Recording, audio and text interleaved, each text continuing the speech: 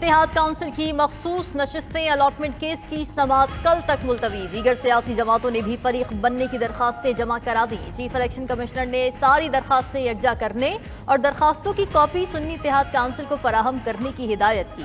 اعظم نذیر تارڑ نے موقف اپنایا کہ ایسی پارٹی مخصوص نشستوں کا دعویٰ کر رہی ہے جو ایک بھی جنرل نشست نہیں جیتی۔ آئین یا الیکشن ایکٹ میں ایسی کوئی گنجائش ہے نہ قانون۔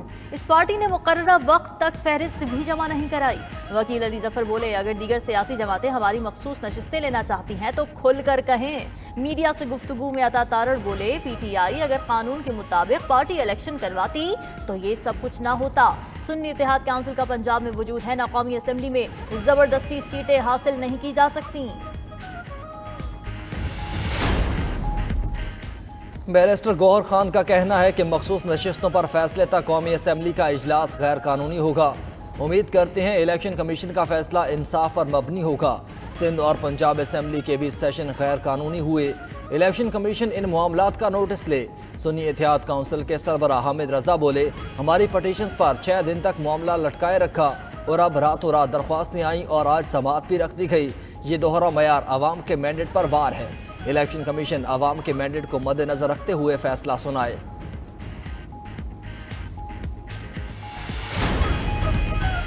میرٹ کی خلاف ورزی کروں گی نہ ہونے دوں گی۔ کوئی سیاسی بھرتی ہوگی نہ ہی مالیاتی امور میں شفافیت پر سمجھوتا ہوگا۔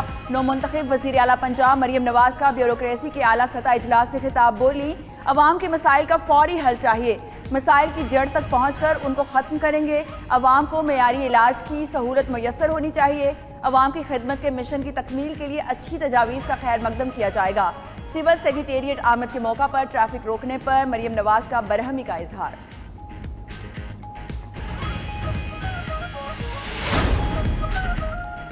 وزیر اعلیٰ سندھ مراد علی شاہ آج حلف اٹھائیں گے۔ تقریب گورنر ہاؤس میں شام 6 بجے ہوگی۔ پیپلز پارٹی کے مراد علی شاہ ملک کی تاریخ میں وزیر اعلیٰ کی ہیٹ ٹرک کرنے والے پہلے سیاستدان بن گئے۔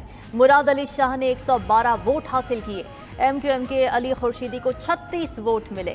مراد علی شاہ کا سب کو ساتھ لے کر چلنے کا عزم۔ بولے، ذاتی انا کے لیے ملک کی سالمیت سے نہیں کھیلیں گے۔ اگر کوئی کراچی کو سندھ سے الگ سمجھتا ہے وہ اپنے دماغ سے نکال دے۔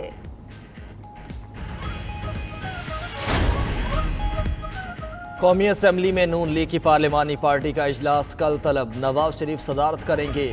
تمام نو منتخب ارکان قومی اسمبلی کو شرکت کی ہدایت جاری۔ اجلاس میں شہباز شریف کو وزیر اعظم نامزد کرنے کے فیصلے کی توثیق کی جائے گی۔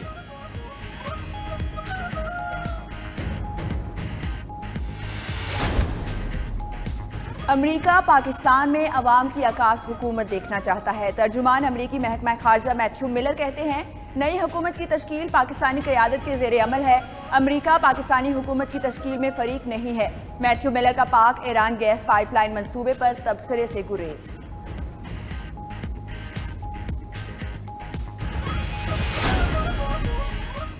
صدر عارف الوی کا انکار۔ اسپیکر راجہ پرویز اشرف نے قومی اسمبلی کا افتتاحی اجلاس 29 فروری کو بلا لیا۔ ذرائع کے مطابق آئین کے آرٹیکل 91 کی شق 2 کے مطابق اجلاس 29 فروری کو طلب کیا گیا۔ راجہ پرویز اشرف کی قومی اسمبلی سیکریٹریٹ کے اعلیٰ افسران اور آئینی ماہرین سے مشاورت۔ صدر کے سمری پر دستخط نہ کرنے سے پیدا صورتحال کا جائزہ لیا گیا۔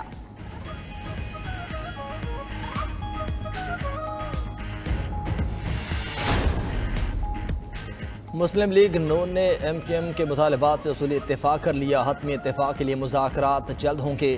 ذرائع کے مطابق ایم کیو ایم کا بلدیاتی حکومتوں کی خود مختاری اور مضبوطی کے لیے آئینی ترمیم اولین مطالبہ ہے۔ گورنر سندھ اور وزارتوں پر بھی کوئی حتمی فیصلہ نہیں ہوا۔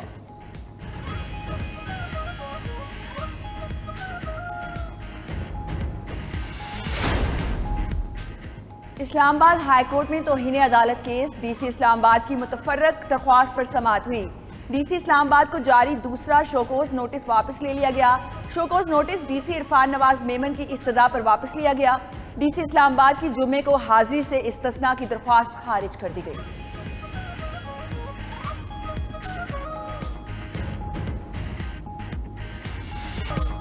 महंगाई के सताए अवाम पर एक और वार। बिजली मजीद 7 रुपए 5 पैसे फी यूनिट महंगी कर दी गई। नेपरा ने नोटिफिकेशन जारी कर दिया। इजाफा जनवरी की फ्यूल एडजस्टमेंट की मद में किया गया। सार्फिन पर 66 अरब रुपए का इजाफी बोझ पड़ेगा। बिजली की कीमत में इजाफे का इतलाक के इलेक्ट्रिक सार्फिन पर नहीं होगा।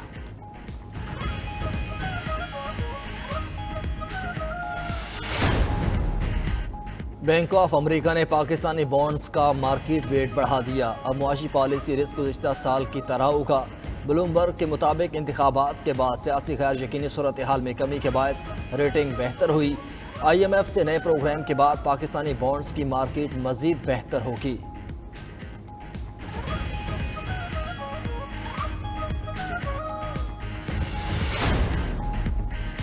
रूल्स ऑफ प्रोसीजर के बगैर बात चीखने के मुतरादिफ है। सूबे के 12 करोड़ लोगों का भला आइन से होगा, शोर से नहीं। स्पीकर पंजाब असेंबली मलिक मोहम्मद अहमद खान का कहना है, असेंबली में कानून नहीं बनेगा, बजट पास नहीं होगा तो अफादियत खत्म हो जाएगी।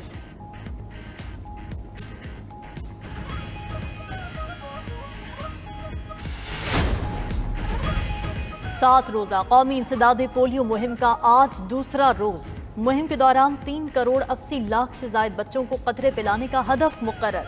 पोलियो वर्कर्स घर घर जाकर बच्चों को कतरे पिलाने में मसरूफ। कुव्वत मुदाफियत में इजाफे के लिए बच्चों को विटामिन ए की इजाफी खुराक भी दी जा रही है।